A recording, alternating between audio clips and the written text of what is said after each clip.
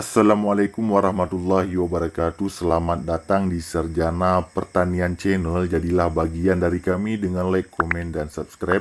Langsung saja kita buka aplikasi Shopee. Untuk tutorial kita pada kali ini yaitu tentang bagaimana cara mencari game Shopee Candy ya di aplikasi Shopee.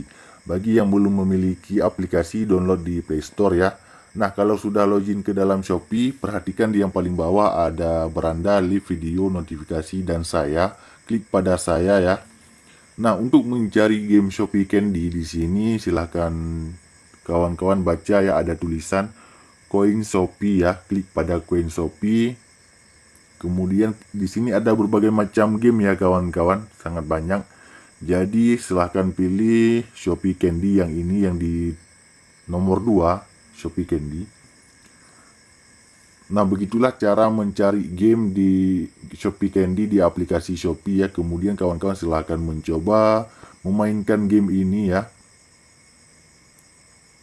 Mungkin kawan-kawan ada yang sudah bisa memainkan gamenya, sudah tidak perlu dijelaskan lagi ya tentang cara memainkannya bagaimana. Nah, demikian tutorial kita pada kali ini, yaitu tentang bagaimana cara mencari game Shopee Candy di aplikasi Shopee. Jika ada pertanyaan lain, komen di kolom komentar. Demikian, sampai jumpa di video kami yang lainnya. Assalamualaikum warahmatullahi wabarakatuh.